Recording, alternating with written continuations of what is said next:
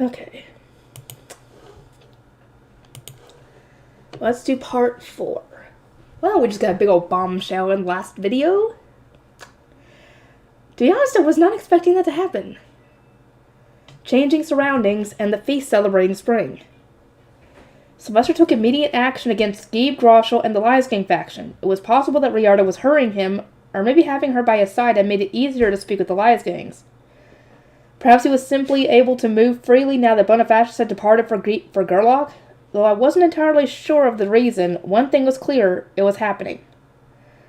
Brunhilde received a summons from her family the next evening while Cornelius and Lamprecht were summoned by the Elvira for questioning. Everyone around me had suddenly become very busy, but I was still stuck in the northern building. This gave me an unusual abundance of spare time, so I started reading the books that Handler had lent me. The first volume contained religious tales that hadn't made it into the Bible, and they were really entertaining. Most of the stories in the Bible were about the gods performing heroic and awe-inspiring feats. But these were more about their relationship with one another. Surprisingly enough, among the stories contained in the book was one we had gathered during Operation Grimm. In it, Flutrain, the goddess of water, bathed with her subordinates, sharing her power with them and washing away Eivoglae, the god of life. She had given her healing to Leidenschaft and Schitzaria as well, apparently. The tale also mentioned there being a barrier to block out men, a consequence of Leidenschaft's subordinates trying to peek while the women were bathing, of course. Of course. And a fey plant called Sealor, which extended its branches and produced white flowers from which green droplets fell. The droplets had potent restoration properties, which reminded me of the Rayran nectar we had gathered. Speaking of which, Ferdinand and the other boys encountered a barrier at the goddess's bath, didn't they? They could still see us, though, so maybe it wasn't working right? I wonder, is there another bathing spot like that in Dunkelfelder? Maybe? I continued to read, comparing the stories to similar ones we'd gathered from the provinces until an ordinance flew into the room. It was from Matthias and the others. We are doing fine. Using his masterfully honed instincts, Lord Bonifacius is moving the investigation along. Grandfather sure is incredible, I replied. I hope you all can return soon. For some reason, from that point on, I started to receive frequent ordinances about Bonifacius' many achievements. It seemed pretty obvious that he wanted me to praise his efforts. I did my best to oblige him for the sake of Matthias and the others. But you know, Grandfather, all these reports are interrupting my reading. I got Hartman to convey Bonifacius' grand achievements to Sylvester. He was no doubt receiving similar reports from the Knight's Order, but hearing things from another perspective was sure to be of use to him. At least that was the excuse I was going with. My true intention was to sneak him intelligence about the Lies Gangs and the state of the northern building. Doing so would give me enough leverage to have him give back the Blue Priest who didn't have any concerning memories. In particular, I really wanted to have Freytik return to me. He had developed into a real expert when it came to temple work. 2 days after Brunhilde's return to her home estate, Sylvester contacted me. He said that we had an important matter to discuss and that I was to eat dinner in the main building today. This was obviously to do with their engagement, so I got ready and went to the dining hall. It was a little strange to see Riarda standing behind Sylvester, hastily directing attendants while serving his food. After we had eaten, Sylvester made his announcement. I will be taking Brunhilde, the daughter of Guy Groschel, as a second wife. I already have the Guy's permission and am steadily obtaining the approval of the Lies Gangs. Our engagement will be announced after the feast celebrating spring. He declared that this was his decision as Ob, described the importance of working with Lies Gangs and Groschel, then put emphasis on his intentions to compromise with the Lies Gangs. Brunhilde, Wilfried asked, furrowing his brow at me. Rosamund, isn't she one of your apprentice attendants? I nodded. Her father asked that she return home once, and now I understand why. If only I had been consulted, I could have provided my support, but alas. I didn't notice what I was doing and shrugged. It might have been easy with your support, but I needed to prove that this decision to align with the Lies Gangs was my own. I regret having to take one of your attendants, though. There were just so few Lies Gang girls of the right age. Any who had already come of age would affect Florencia's unborn child, but that wasn't the main problem. Most of them, like Lenore, were already engaged, and they couldn't just cast their fiancé aside to become the Ob's second wife. In more ways than one, Brunhilde was the perfect catch. I am glad that Brunhilde accepted your proposal, Florencia said. After the ravaging impact of the Purge, it would have been difficult to take a second wife from an influential duchy. Further, from now until the day I give birth, Brunhilde has offered to socialize with Ehrenfest's noblewomen in Rosamund's stead. She worked with Charlotte in the Royal Academy and said she would like to continue that cooperative relationship. I had been most worried about how Florencia would react, so it was reassuring to see her welcoming Brunhilde with such open arms. Charlotte gave a relieved smile. Brunhilde has yet to come of age, so the actual Starbind ceremony will not take place for some time. I also believe that a daughter of Guy Groschel will make a perfect partner for our duchy's Ob. Congratulations, Father. Melkor spoke a few words of congratulations as well, though his poor understanding of the situation made it clear that he was just copying Charlotte. Meanwhile, Wilfrid said nothing. He offered no more than a look of uncertainty, and with that, our meal came to an end. Oh boy. I can't wait to see that come to a head. So arrived the feast celebrating spring. We were waiting in the room closest to the grand hall, having been told to join everyone as late as we reasonably could. Our retainers arrived a short while later. Matthias, Lorenz, Miriella, welcome back, I said. Only 5 days have passed, but it feels like forever. Your work must have been very taxing. You may have tomorrow off, so please do your best for today's feast. We are honored. The feast was meant to be an occasion for all nobles to gather, so it had been postponed until the Knight's Order returned from its investigation. I can only imagine how exhausting it must have been investigating the Gibbs estates under the time constraints. The reports I had received hadn't mentioned much beyond Bonifacio's achievements, but their efforts had apparently borne fruit. Miriella was drained, and rightly so. She had needed to fly back to Ehrenfest after 7 fell, and was now going to participate in the feast without a moment of rest. Matthias and Lorenz, on the other hand, both seemed quite lively, though there was a particular woodenness to Matthias's expression. Matthias, I said, you have on a most intimidating face. If you have already informed the Ob about your investigation, you may relax. You can report to me some other day. It was already more or less confirmed that Gerlach was still alive, so the details could wait. At the very least, we didn't need to rush through them right before the feast. Soon enough, Audley guided us into the grand hall. The Lias gangs were grinning from ear to ear, doubtless having heard about the former Veronica faction's eradication and of Brunhilde's engagement to the Ob. And indeed, Brunhilde was at the center of them all, wearing a spring outfit that made her crimson hair stand out wonderfully. She was speaking brightly to the elderly nobles, her back straight and her expression regal, while Elvira offered support beside her. I also spotted Bertilde, who was watching her big sister carefully. Seems safe to leave the Lias gangs in to Brunhilde, but we'll need to deal with the nobles over there. In contrast to the beaming Lias gangs, there were plenty of nobles lurking by the edge of the room, wearing sullen or otherwise antisocial expressions. They were presumably those of the former Veronica faction who had been punished less severely. I can't tell whether it's because fewer were executed than I thought, or more have returned from their sentences, but it doesn't seem like the noble population has changed much at all, I said. You'll only think that because you've been isolated from it all, Wilfrid replied, focused on the crowd. Even those who managed to avoid execution by association were still punished. I was made to distance several of my retainers. It hurt, having to turn my back on people who have supported me my whole life, even though they did nothing wrong. I followed his eyes to Oswald, his former head attendant. He had resigned 2 days after our return from the Royal Academy, saying that he could not risk creating an opening for the Lias gangs to exploit. So, Wilfrid ended up losing retainers just like Sylvester did. Hopefully, as we align with the Lias gang nobles, we'll also start hiring skilled nobles of the former Veronica faction soon, I said. Then you can take them as retainers again. We had suggested that underage retainers be spared punishment, and those who hadn't committed any crimes be given jobs to accelerate the generational shift. It was up to Wilfrid and Sylvester to carefully consider the situation and decide both whom to hire in the castle and where to direct the nobility. I wished them luck in their endeavors so that he could get his retainers back. You make it sound as though it has nothing to do with you. I simply have my own work to do. My orders are to keep my head down and to trust such matters to you, our next Ob. Not to mention, I'm leaving female socializing to Brunhilde and Charlotte. My intention is to hide in the temple and stay as far away from the public eye as I can. Wilfrid escorted me to the front row with a stiff expression, and not long after, the archducal couple seemed to appear from behind us. Without giving anyone time to greet him, Sylvester announced the beginning of the feast. Flutran, the goddess of water's pure streams, have washed away Aeviglade, the god of life, and rescued Geduld, the goddess of earth. Blessed be the melting of the snow. First came an announcement of our grades at the Royal Academy. I was the only one from Ehrenfest to have come first in class this year, but we had plenty of honor students.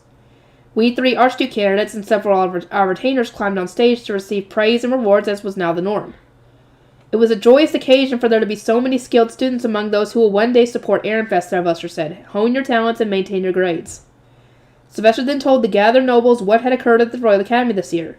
He mentioned the students receiving an extraordinary number of divine protections, our decision to research the phenomenon with Dunkelfelger, the royal family's participation in our dedication ritual, and that several graduating students had obtained new protections after repeating their protection ceremonies. The family members who had visited the academy for the Internoche tournament already knew some of this, but the others were a lot more surprised. The newfound role that religious ceremonies play in obtaining divine protections has led the sovereignty to re-evaluate them en masse, Sylvester announced. Ehrenfest is at the forefront of this trend since our Archduke candidates play such an active role in our duchy's own ceremonies. Thus, as Rosamund will retire from her position as High Bishop upon coming of age, I am assigning Melkor to spend the next 3 years as an apprentice Blue Shrine Maiden in preparation for taking her place. The Lias gang nobles cried out in surprise when they heard that the royal family had participated in a religious ceremony, and that ceremonies as a whole were under review. They also seemed pretty accepting of another Archduke candidate following in my footsteps and going to the temple. They were all wearing very bright expressions. Rosemine, when am I going to the temple? Melkor asked. We'll start going together after we've discussed things with those in the winter playroom. Once we've checked the rooms in the temple and made sure there's enough space and such, we will need to select attendants to care for you. By the time I returned my attention to Sylvester, he had already moved on. He stated that the Purge Geebs were being replaced by Lysgang nobles, and that they would need to undergo a 3-year trial period before their new titles were finalized. This, too, was accepted with cries of joy. This winter, the crimes of many were exposed all at once, Sylvester said. Tragic though it was, I do not want this to be the end of those who were innocent but punished through association. Those who resigned willingly out of tradition, or even those who committed minor crimes and have already served their punishments. My intention is to provide you all with jobs suited to your skills. Do not allow this stumble to keep you down for good. Work hard to earn your status once again. The atmosphere in the hall seemed to relax a little, but that was quickly undone when Sylvester began to focus on the purge. He explained that while the dangerous nobles who had given their names to the first wife of another duchy had all been targeted, some had escaped to that other duchy and remained a threat to Ehrenfest. Oh, great.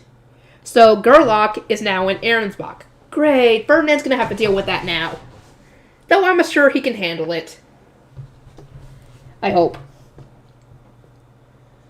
Because, I mean, he might be... Gerlach might not be as much of a threat, in combat when it comes to Ferdinand, but he's got Georgine on his side, so who knows if he'll be able to do anything against him.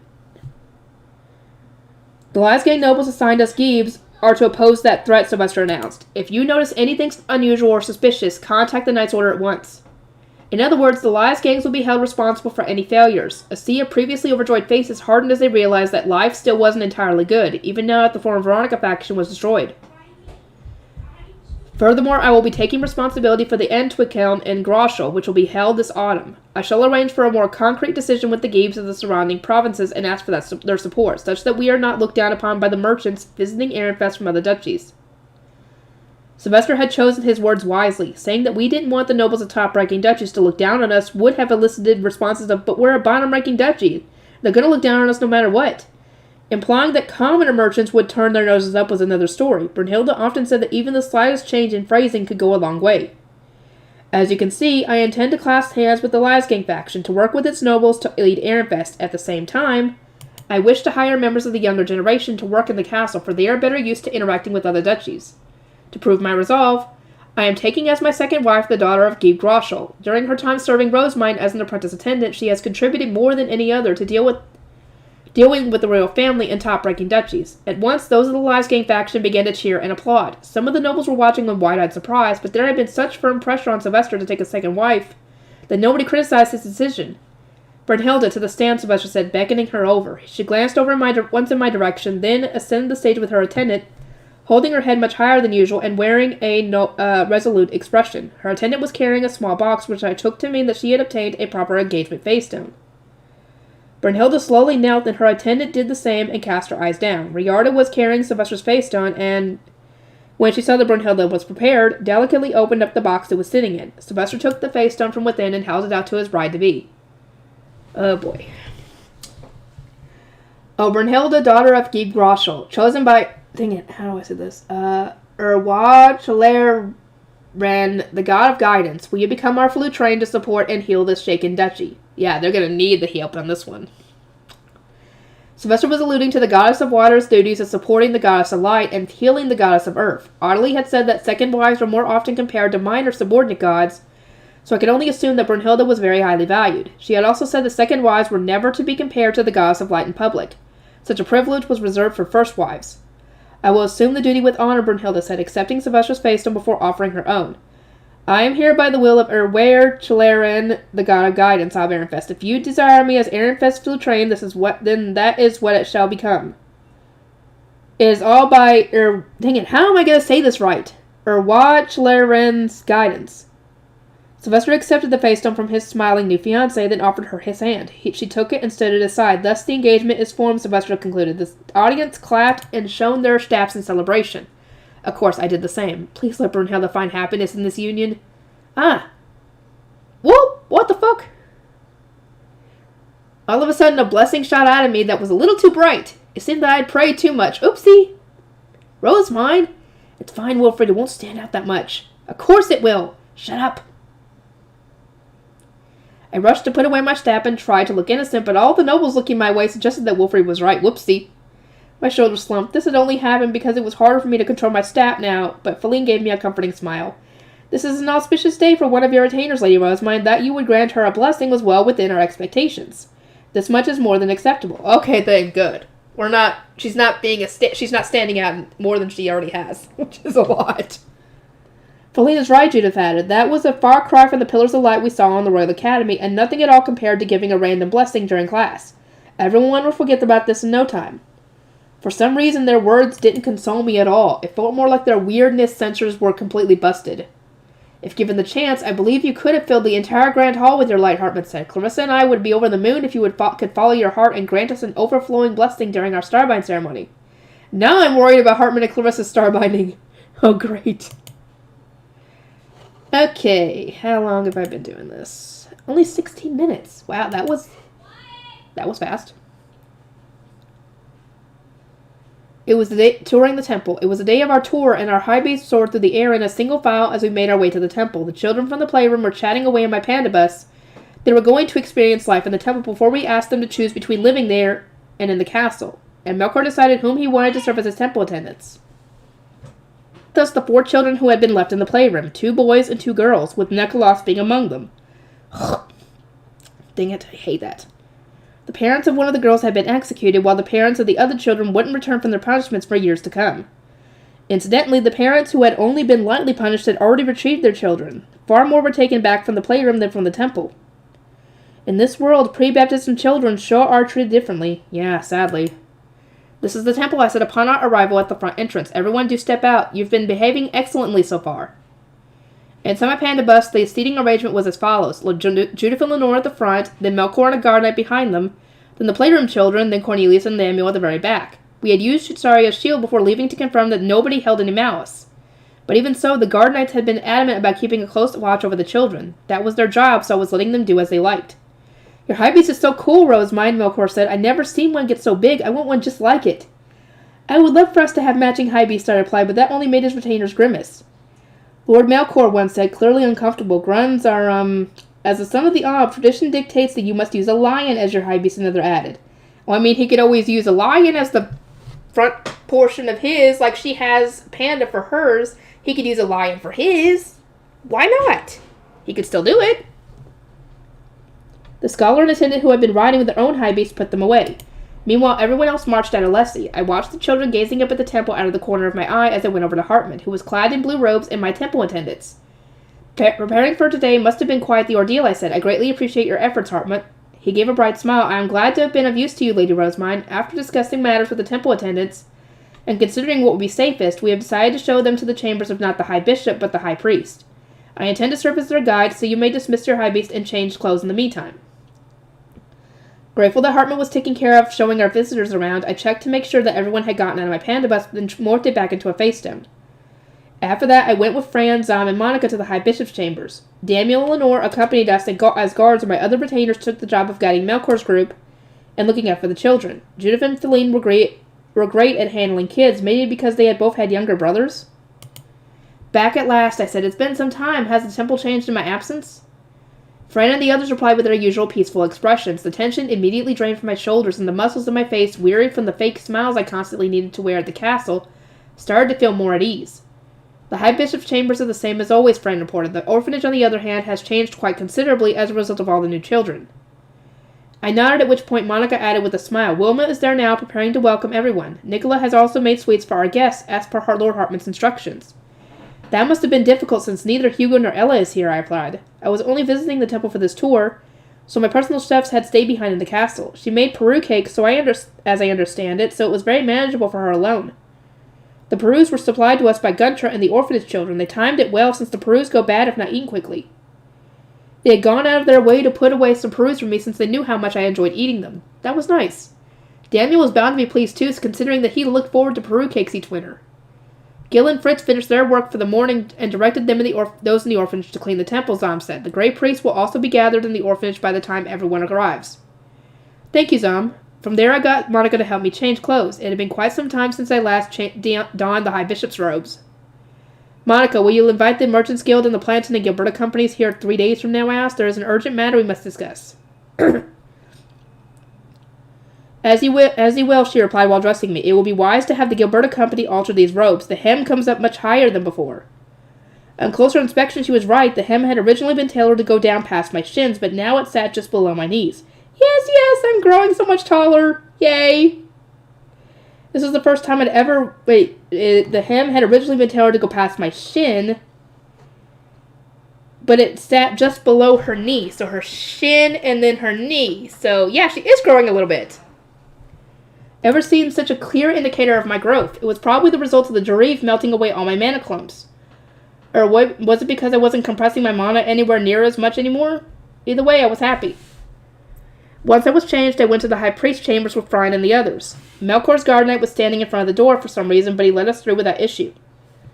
Why is Melkor's Guard Knight stationed outside, I asked. Because I said that I would guard the inside, Angelica replied. They made a show of standing in front of the inside of the door, as if proving that she was doing her job.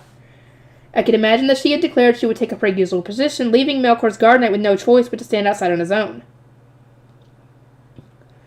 To be honest, it seemed more logical to have Melkor's Guard Knight standing inside of his lord, while they were both still unfamiliar with the layout of the temple.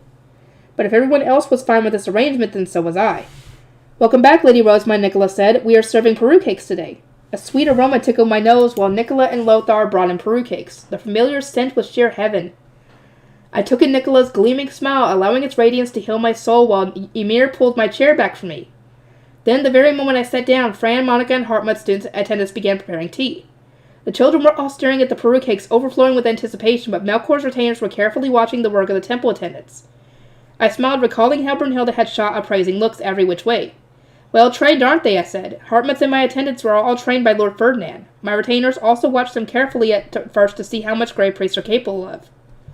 Melkor's retainers looked up with a start, then their expressions softened a little. It certainly is remarkable, one said. It seemed that Fran and the others had earned their approval. Nice. Hartmut gave a slight smile and gazed at his attendants. I was surprised at first, too. It was because of how carefully Lord Ferdinand trained them that I could perform my temple duties without getting lost. I plan to assign one of my attendants to Lord Melkor so that his scholars can learn. Lothar, if you would. Understood, came a voice, then a man stepped forward. My name is Lothar. I remembered him as the calmest of all the attendants who had once served Ferdinand. As far as I was concerned, he was a perfect fit for working with Melkor. For his other attendant, Hartmut continued, he will turn to the orphanage. It will be wise to choose from among those who once served Blue Priests. They already know the expectations for serving nobles and would require no training in that regard. On top of that, they also know how life is in the temple, the yearly religious ceremonies, and the facilities in the noble section. The children weren't paying attention at all, and were instead staring longingly at the sweets, acting as though they had nothing to do with them. I called out to them and noted that if they ended up living in the temple, they would need to pick attendants as well. Aren't our attendants in the temple supposed to keep an eye on us? Nicholas asked, blinking in surprise. Should we really be picking them ourselves? I nodded. Your attendants will report on how your lives are going and whether you've gotten sick or some such. But as you're going to be spending so much time with them, it would make more sense for you to choose them yourselves, would it not? It was outright painful needing to spend time with an attendant who wasn't on your wavelength. As someone who had gone from being a commoner to having many attendants, I understood that fact better than most. The kids stared up at me, at least somewhat interested in the idea of picking their own attendants. Back when I first met them in the playroom, they had all been staring at their feet, looking so lifeless that it actually concerned me. All the children around them had returned to their families, whereas they had lost their parents and their futures as nobles. It was nice to see them looking a little more positive. Here you are, Lady Rosemine. Thank you, Fran. That looks delicious. Everyone, this is a Peru cake, a sweet that can only be found in the temple during winter. It is made from Perus harvested by those of the orphanage and the lower city. I sipped my tea and took a bite of the Peru cake so that the others could start eating too. Well, the only ones actually sitting down with me were Hartmut, Melkor, and the playroom children. Melkor's and my retainers were waiting at the leftovers. It's been so long. How I love Peru cakes. Because I hadn't returned to Ehrenfest for the dedication ritual, this was likely the only chance I would get to eat Peru cakes this year. The flavor reminded me of the lower city, which I was more nostalgic for than anything else. I wonder how Mom and Dad are doing. These taste so good, Melkor remarked. Don't they? I replied. As I said, winter is the only time we can have them. Perus go bad almost immediately after it gets warm out. So my attendant stored some in the ice room for when I returned and could eat them.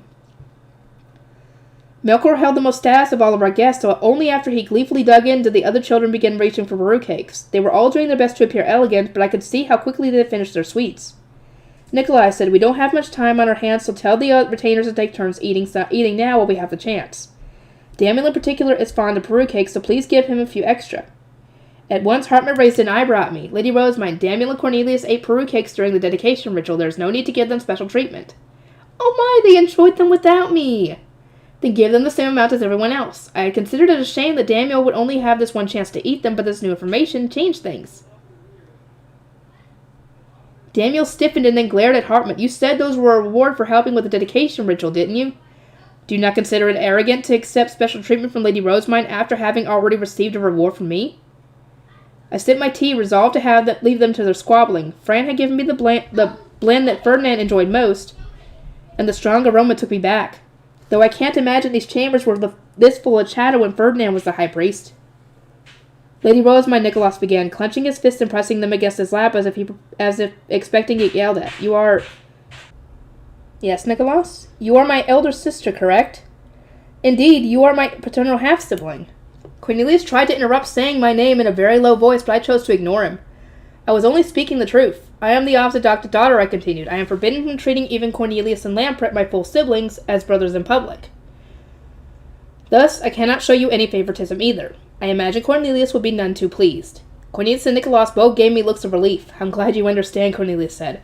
So you do think of me as family, Nicholas muttered at the same time. He had worried that because we had never so much as spoken before, and our mothers were on such bad terms, I was rejecting him completely. I assumed you would not even tolerate me speaking to you, but I'm glad to hear that you don't hate me. Nicholas gave a shy smile while gazing down at me. He was taller than I was. Well, of course. Almost everybody's taller than you, girl. Despite being my younger brother, getting along with him like this was actually kind of nice. But as I smiled back, I noticed that Cornelius was giving me a very stern look. That look speaks volumes. Don't be soft on him just because he's younger than you. I know, but you can't even smile at him? By using Shutsaria's shield, we had already confirmed that Nicholas didn't mean us any harm. It seemed that Cornelius was still on guard against him, though. Lady Rosemine, regarding our plans for later, I believe it would be best to check the rooms before going to the orphanage. I expect Lord Melkor's attendants are more concerned about that matter than anything else. I turned my attention away from Nicholas. There were a lot of decisions that could only be made after seeing the room, so of course that was a priority for her attendants who desperately needed to make furniture arrangements. Then we shall do just that, I said. Furthermore, Hartman continued, I have successfully arranged for Freytek's return. Please secure his attendants so that they are not taken by anyone else. Thank you, and well done. Splendid work as always. Hartman's negotiations with Sylvester had worked in our favor, which was great to hear. Freytek's return would make our administrative work here in the temple a little easier. Even performing spring prayer was going to be difficult with so few blue priests. After our meal, we immediately began touring the rooms. I stepped out into the hallway and pointed at the doors around the high priest's chambers. These rooms are used by blue priests from arch-noble houses, I said, then headed to one door in particular. This is planned to be Melkor's room. Under normal circumstances, it would be best to clear the high priest's chambers for him, but we required the space while we have so many people working here. Melkor will move into the high bishop's chambers once the handover is complete. While his most suitable retainer will take over as high priest and use the high priest's chambers. In the meantime, however, I ask that you make do with what we can provide. Right, we had chosen this room for Melkor because it was the largest one available, not including the high bishop's and high priest's chambers, and was in close proximity to plenty of empty rooms, which would be convenient for when his retainer slept over here overnight. Melkor's attendants accepted my reasoning and started measuring the exact dimensions of the room. While the adults discussed the beds and the placement of the desk, among other things, the children gazed around curiously. It was rare to see a room that was completely empty. Now, let us proceed to the other rooms, I said, leaving Zom to look after Melkor's attendants while I moved everyone else along. Those for the girls are up this stairway by the front entrance. Shared spaces here, much like in the castle and the Royal Academy. The temple even had separate stairs for boys and girls. I'd never actually visited the Blue Shrine Maiden's rooms before now, so I moved straight from the orphanage director's chambers to the High Bishop's chambers, and thus never had a reason to, but I wasn't going to reveal that fact. Nicholas said a short while later as our tour continued elsewhere. Over here is where you are going to stay. As an archnoble, he normally would have also been given a room in the northernmost part of the temple, but guard knights who didn't trust him were going to be frequenting the area around the High Bishop's and High Priest's chambers, as well as Melkor's room. Thus, somewhere on the border between the archnobles and men-nobles seemed best. I continued, everyone else will take rooms to the south. The size of the room that you stay in will depend on the funding that you receive from your home. They should suffice since you have not yet begun to attend the Royal Academy. Fran opened the door to a room that still contained the furniture from his previous Blue Priest document. It was ready to be used pretty much as soon as 2 or 3 attendants were chosen from the orphanage and a chef was hired. One of the girls looked around and asked, "Can we bring furniture from our own rooms here?" It seemed that years had passed since this room was last occupied, so most of the furnishings were neglected and scratched. I didn't see that as much of an issue, but these children who have been born and raised as nobles thought otherwise. "You can," I replied, "assuming that you have people who will move it for you. The Abb will need to give his permission for any furniture that has been confiscated, but I can make such request for you." The children cast their eyes down, likely because they didn't know whether their furniture would be sent over. Had there been any adults willing to help them, the kids likely wouldn't have been left in the playroom to begin with. "After you enter the temple and don your blue robes," I said, "you will awake each morning and eat in your rooms, then go to the orphanage to study. We have resources to cover the first few years of the Royal Academy's written lessons, and my musician will teach you as well." From there, I mentioned that the pre-baptism children were working hard to be baptized as nobles. To be honest, their position is far less stable than your own. They might not end up being treated as nobles, yet they are still doing their best in the orphanage. Some of them may even be your younger siblings. A few of the kids shot their heads up. Perhaps they had rung a bell. "Now let us go to the orphanage," I said, already leading the way. "Seeing the pre-baptism children should help you to understand what life is like here. Plus, Melkor needs to select his temple attendants." Lady Rosemine, one of the girls gingerly said, "Might I also pick some attendants while we're at the orphanage? If we're allowed to study here, I would rather live in the temple than in the castle. My big brother told me that everyone studies together in the Royal Academy and receives good grades, which earns them praise from the professors and recipes for new sweets. I am sincerely looking forward to going there myself." Hearing about the collaborative atmosphere in the Royal Academy had inspired this girl to live in the temple with the other kids, it seems. "I feel the same," Nicholas said, "though having time to train for knighthood would make this even better. You are sure to have opportunities to train with my guard knights while I'm here, though I cannot guarantee anything aside from that," I said. The Grey Priests hadn't exactly trained to become apprentice guard knights, so trying to fit something like that into their daily schedule wouldn't be easy. I contemplated how hard best to resolve this, conscious that I hadn't really done that kind of training either. Cornelius shook his head, wearing a look of thorough displeasure. "Nicholas, shouldn't you be staying in the castle? Trudelade wouldn't like you living here in the temple. She'd probably start complaining to Mother again." Nicholas seemed troubled as he replied, "She bothers me as much as she does any of you." "Ooh!" Then he turned to me for help. "Cornelius," I said, "his father is too busy to take him in. Nicholas should get to choose whether he lives in the castle or the temple. Shadzaria's shield was able to alleviate your immediate suspicions, was it not?"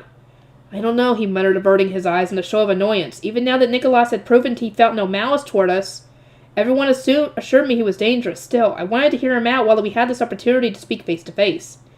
"I am not asking to take Nicholas as a retainer," I said. "My request is merely that he be allowed to choose where he lives. I realize that it may be hard to consider a noble child separately from his parents, but I think we are fine to treat Nicholas as an individual with his own thoughts and intentions, at least while he is here in the temple. Yes, it was possible that Trudelade would complain about her son's move to the temple. Well, we could always silence her by saying that she was to blame for committing the crimes that had put him in this situation to begin with." My firm appeal made Nicholas loosen up a little, but Cornelius just rubbed his forehead. "Your mindset is admirable, but this is very likely to end with you taking him as a temporary retainer at the Royal Academy, much like your arrangements with Theodore."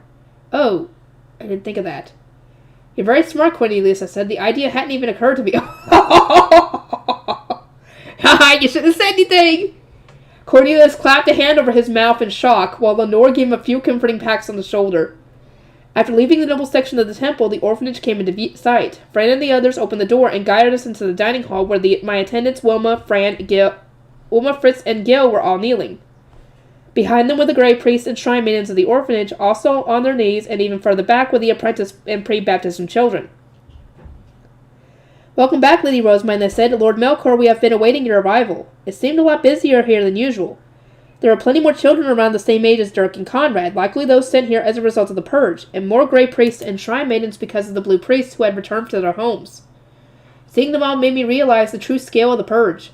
To think there are all these people in the orphanage," Melkor murmured. "There weren't as many here before," I replied in a quiet voice. "It just goes to show how many Blue Priests we lost. Not to mention, more children came this winter." I stepped forward to address my attendants. "Wilma, Gil, Fritz, thank you for summoning everyone." As the person in charge of mobilizing the priests, Hartmut took over from there. He said that we were here to select attendants for Melkor and the children who would soon be joining the temple as Blue Priests, then looked their way with a dazzling smile. "Select at least one former attendant with experience serving a Blue Priest," he said. "Otherwise, you may choose from anyone who has been baptized.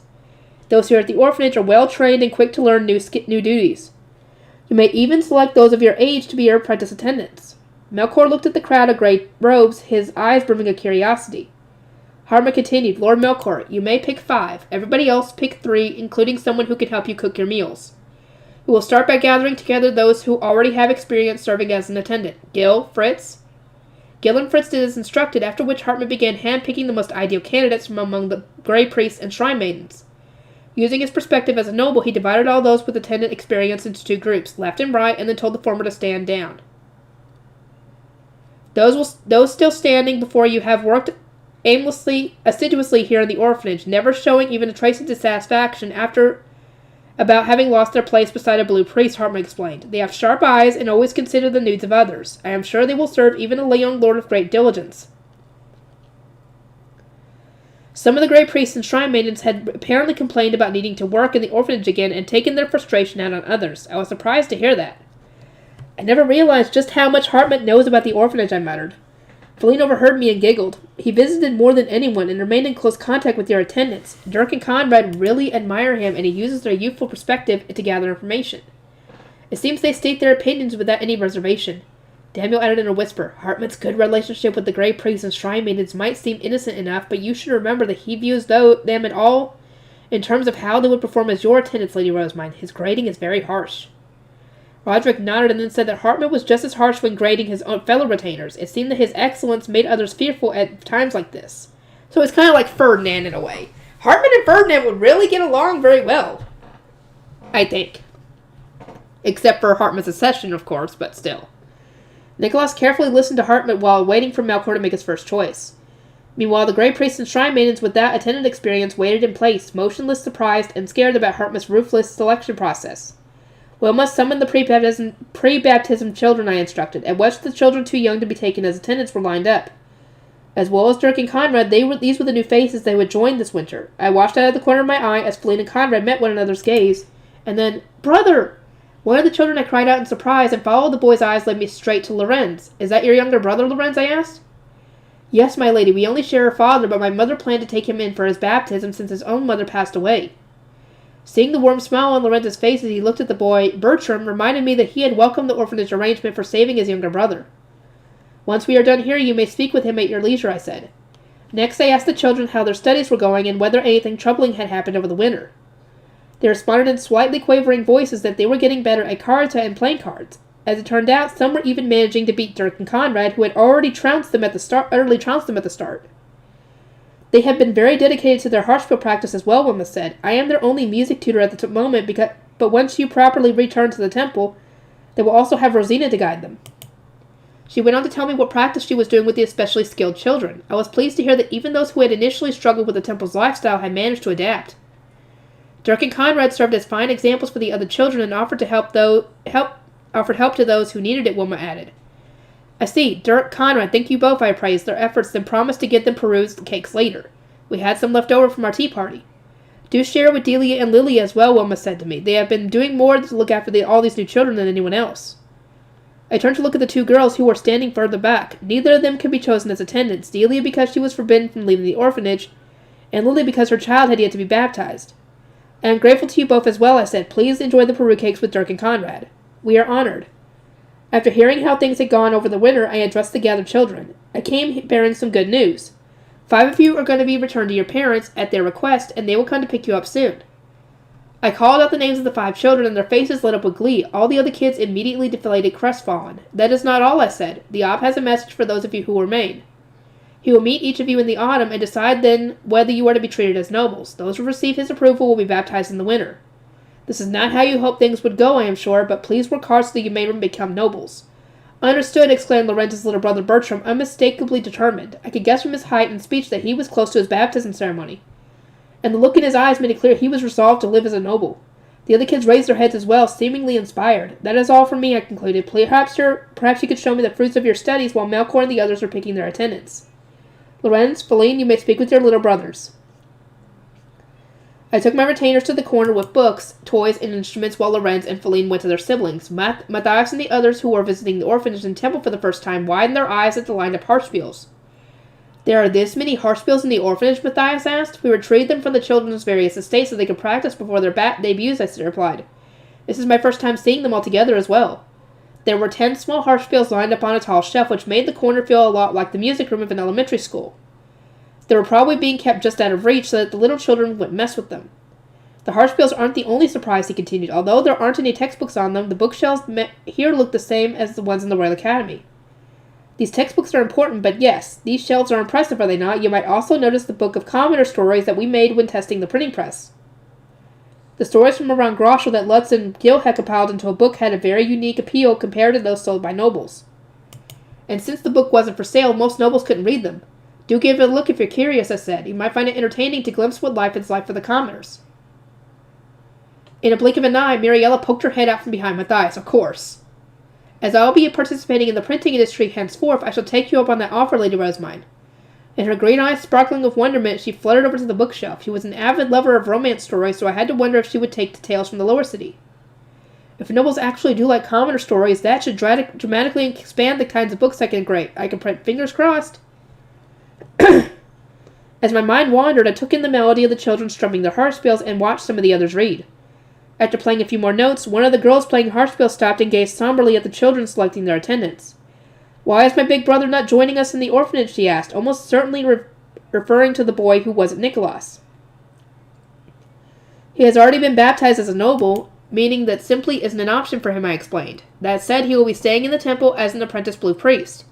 When you next get a chance, be sure to tell him all about your studies and how your life has been here. Oh.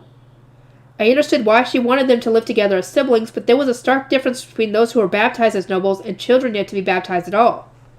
They could come together to study in the orphanage, but that was about it. The orphans were forbidden from going to the noble section of the temple. It would have been easy to make an exception for siblings, but more and more nobles were going to be visiting the temple for things like meetings with merchants and the divine protection ceremony. Letting the children roam freely would be much too dangerous. As the unbaptized children of criminals, their position was as weak as my own back during my days as a commoner shrine maiden. We couldn't predict what kinds of complaints the nobles might come up with to punish them. Thus, while living with one's own family in the temple sounded easy enough, the reality was far more complicated. You'll get to spend time with your elder brother when everyone comes to the orphanage to study, I assured the girl. If you work hard and are baptized as a noble, you will be able to live with him in the noble section of the temple. Please work your hardest with that in mind. Right. I smiled at the girl who now had a goal to work toward, but I was actually feeling a little blue. If working hard was all that was necessary for me to spend time with my family, I wouldn't have any qualms about pouring my blood, sweat, and tears into whatever I needed to do. As I wishfully longed for a chance to at least see my family, I overheard someone say, I don't believe working hard in the temple will help me as a noble. I looked up and saw Lorenz trying to hush his younger brother. Come on, Bertram. Am I not right, the boy asked. Getting on my hands and knees to clean, drawing water from the well, putting on my own clothes and making my own bed, digging through snow in the forest to search for things to eat. None of those things are things a noble should be doing. Is that really what you've been put through? Lorenz muttered, giving his little brother and the other children a look of pity. Perhaps it all seemed wretched to nobles used to having attendants and being waited on hand and foot, but a simple change of perspective was enough to realize that one gained a lot of experience from living in the orphanage.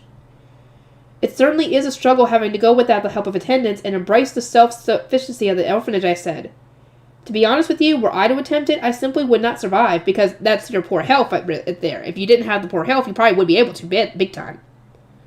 My retainers who knew of my poor health all nodded in agreement. It was far from something to brag about, but I was the prime example of a person who couldn't live without help. Yet even then, my experience in the lower city had been of so much use to me in noble society. That said, I continued, there are ways for your experiences in the orphanage to benefit you as a noble. You must find them for yourselves, though. What? Bertram asked, blinking in surprise. He must not have expected anyone to disagree with him. I smiled. Merchants with my favor pay visits to the workshop, do they not? That gives you plenty of chances to see what products are being made, which are being sold, make connections with those merchants, and convey their words to nobles in a way that would serve both parties. If you pay close enough attention, you will realize that this place is a wellspring of valuable knowledge. Learn as much as you can from the merchants. I already knew from Benno and the others that the merchants wanted more connections to nobles with whom they could speak properly. Things were much too unstable while I was filling that role alone, and any noble looking to improve the situation would surely have their every question answered in turn. Well, the merchants might frown a little like when I ask them questions, but I can't imagine Benno will start grinding his fists to get any of their heads. Yeah. Those who can learn to cooperate with merchants will secure themselves a very firm place in the air-infested tomorrow, I declared. Such a skill is in tremendously high demand among our scholars. The girl who had resolved to enter the temple as a blue shrine maiden shot us a very curious look. She probably wanted to be a scholar when she grew up. Furthermore, I said, you will receive more opportunities to visit the forest once it gets warmer outside, will you not? Summer is also when merchants from other duchies will start visiting Ehrenfest. On your way to the forest, there may be times when you overhear what those merchants desire or what they are dissatisfied with. Perhaps you might receive such information from the commoners who accompany you to the lower city. There are countless ways to make your current situation benefit your future as a noble.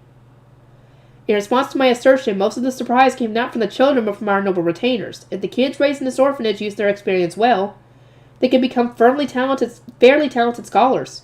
I'll also... yes, would you like me to show you a secret technique that came from my temple upbringing? One that regular nobles cannot use? Perhaps seeing it will inspire you to broaden your horizons. I got up to demonstrate, and a familiar voice asked me what I was about to do. I turned just in time to see Hartman, his eyes positively sparkling from where he was standing right beside me. How long have you been there? Weren't you helping Melkor and the others to pick attendance?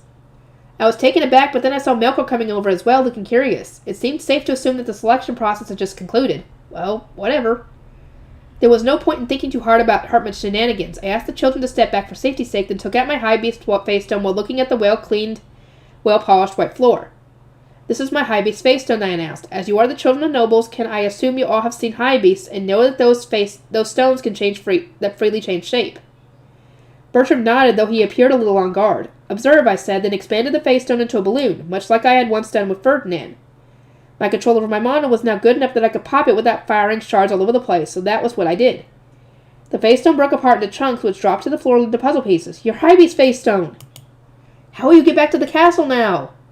Paying no attention to the children's surprise, I gathered together to gather pieces, channeled my mana into them, and chanted, ball up, ball up. Then with my chest puffed out, I presented the face stone to everyone in its original spherical glory. What? It's back to normal. That can't be.